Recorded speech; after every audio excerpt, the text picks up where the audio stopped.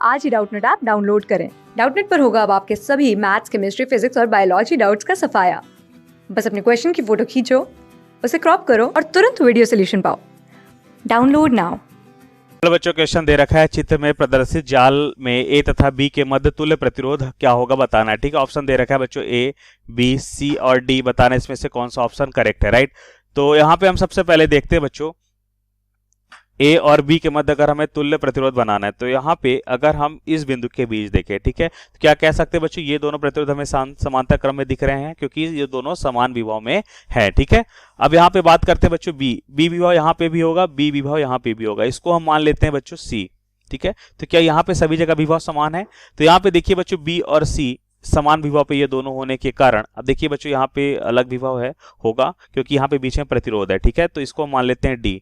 ठीक है, तो यहाँ पे ये वाला भी ए और डी के मध्य यहाँ पे ये दोनों प्रतिरोध हमें समांतर क्रम में दिख रहे हैं। इसी प्रकार बच्चों बी और सी के मध्य ये दोनों प्रतिरोध समांतर क्रम में दिख रहे हैं। अब ध्यान से देखिए बच्चों, जब प्रतिरोध समांतर क्रम में हो और समान प्रतिरोध समांतर क्रम में हो, ठीक है, तो इसके लिए जो सूत्र होता है बच्चों तुल्य प्रतिरोध निकालने का, ठीक है, समांतर क्रम में अगर प्रतिरोध है बच्चों और समान प्रतिरोध समांतर क्रम में जुड़े हैं तो इनका तुल्य प्रतिरोध निकालने का तरीका होता है R/N। ठीक है बच्चों, R यहाँ पे समान प्रतिरोध हो जाएगा और N क्या हो जाएगा, समान प्रतिरोधों की संख्या हो जाएगी। ठीक है, तो यहाँ पे हम देखते हैं बच्चों A और D के मध्य, ठीक है, A और D के मध्य अगर देखें बच्चों तो 20/2, तो इसका मतलब यहाँ पे मिलेगा 10 ओम।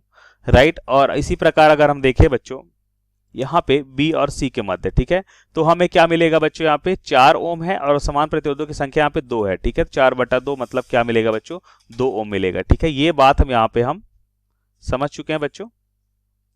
ठीक है, ओके, अब हम ऐसा करते हैं बच्चों, यहाँ पे ए कितने ऐसे अलग अलग जहां पे हमें विभवांतर मिल रहा है बच्चों, ए, सी, डी और बी, 4 पॉइंट यहाँ पे हम दर्शा लेते हैं बच्चों।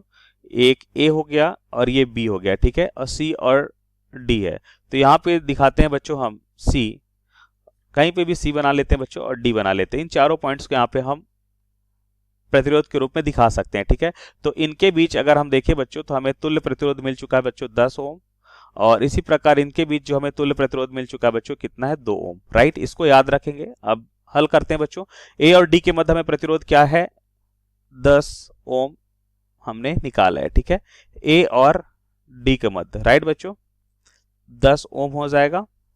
अब बात करते हैं बच्चों ए और सी के मध्य कितना है बच्चों, ये 10 ओम, ये वाला भी दे रखा है। ठीक है, इसको भी यहां पे शो करते हैं बच्चों, तो ये हो जाएगा 10 ओम। अब देखिए बच्चों डी और बी के मध्य, तो डी और बी के मध्य 2 ओम का प्रतिरोध है। ठीक है, डी और बी के मध्य क्या है बच्चों, 2 ओम का प्रतिरोध, तो यहां पे हो जाएगा बच्चों 2 ओम का प्रतिरोध। ठीक है, डी और बी के मध्य 2 ओम का प्रतिरोध हो गया। डी और सी के मध्य 5 ओम का प्रतिरोध हो गया। ठीक है, डी और सी के मध्य कितना है बच्चों, 5 ओम का प्रतिरोध है। ठीक है बच्चों, इसको यहां से कनेक्ट कर देते हैं, तो ये कितना हो जाएगा, 5 ओम का प्रतिरोध हो जाएगा। आप ध्यान से देखिए बच्चों, सी और बी के मध्य, ठीक है, सी और बी के मध्य दोनों हमने माना कि एक ही विभव पे है और इनका तुल्य प्रतिरोध हमने 2 ओम निकाला है। ठीक है, तो यहाँ पे कितना हो जाएगा बच्चों, 2 ओम हो जाएगा।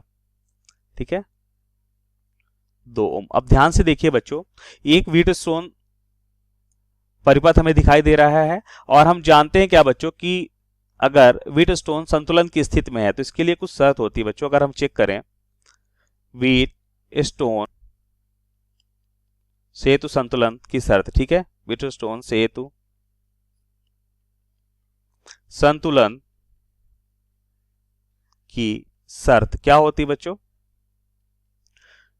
कि प्रतिरोध जो होता है बच्चों R1/R2 बराबर R3/R4 का अनुपात क्या होना चाहिए बच्चों, समान होना चाहिए। अगर इसे हम 1, इसे 2, इसे 3 और इसे 4 माने बच्चों, 3 प्रतिरोधों का अनुपात अगर समान है तो हम देखते हैं बच्चों कि बीच वाले परिपथ में कोई भी धारा का प्रवाह नहीं होता है। ठीक है, तो देख लेते हैं बच्चों कि यहाँ पे क्या होने वाला बच्चों, 10/10, ठीक है, और यहाँ पे 2/2, इसका मतलब यहाँ पे हमें इनका अनुपात 1 मिल रहा है और हम कह सकते हैं बच्चों कि यह संतुलन की स्थिति में है। ठीक है, यह परिपथ संतुलन की स्थिति में है, यह परिपथ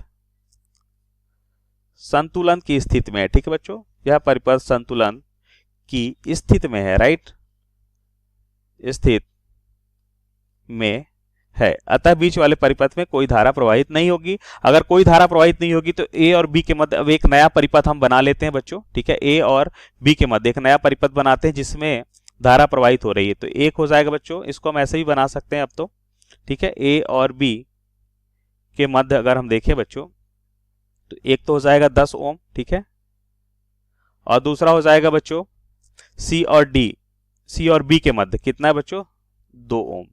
डायरेक्ट हम ऐसा बना सकते हैं बच्चों, ठीक है। 10 और 2 ओम हो जाएगा यहाँ पे, राइट। अब नीचे साइड वाले में भी इसमें कोई धारा प्रवाहित नहीं हो रही बच्चों, इसको बनाने की जरूरत नहीं है, तो जो परिपथ यहाँ पे दे रखा है उन परिपथ को यहाँ पे दिखा लेते हैं बच्चों। तो यहाँ पे दे रखा है 10 और यहाँ पे भी दे रखा है बच्चों 2 ओम, ठीक है।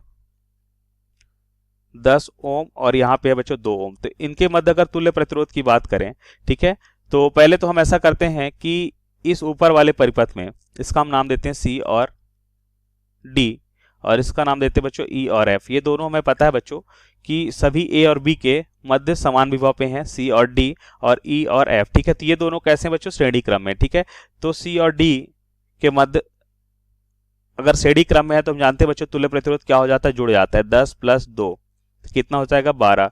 ऐसा हमने क्यों लिखा बच्चों कि श्रेणी क्रम में है, ठीक है, श्रेणी क्रम में है। तो हमें पता है बच्चों कि सिमिलर यहाँ पे ई और एफ के बीच में भी है, तो यहाँ पे भी क्या होगा बच्चों समान ही होने वाला है 12 ओम, ठीक है। 12 ओम का यहाँ पे भी प्रतिरोध मिलेगा। अब ये दोनों 12 ओम के जो प्रतिरोध हैं कैसे हैं बच्चों, ए और बी के मध्य समांतर क्रम में है, ठीक है। ये 12 ओम का प्रतिरोध बच्चों और नीचे की ओर भी 12 ओम का प्रतिरोध, ठीक है। तो ये कैसे हैं बच्चों, ये दोनों हैं ए और बी के मध्य समांतर क्रम में। और हमें पता है बच्चों यदि समान प्रतिरोध समांतर क्रम में जुड़े हों तो तुल्य प्रतिरोध निकालने का जो सूत्र होता है वो होता है R/N।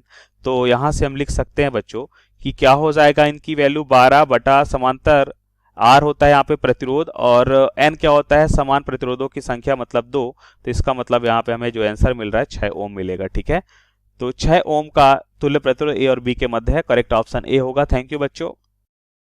क्लास 6 से 12 से लेके नीट, IIT, JEE मेंस और एडवांस के लेवल तक 10 मिलियन से ज्यादा स्टूडेंट्स का भरोसा। आज ही डाउनलोड करें डाउटनेट ऐप या व्हाट्सएप कीजिए अपने डाउट्स 8400 400 400 पर।